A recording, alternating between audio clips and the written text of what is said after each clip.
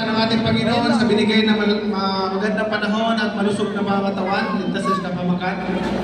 At salamat sa ating butihing gobernador, sa ating vice governor, at sa ating mga mayor, siyempre si mayor, at lahat ng mga board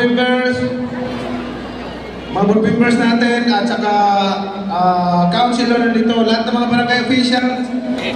Alam niyo po, natutuwa ako for more than 30 years bago si Manny Pacquiao nakabalik dito sa Sablayan.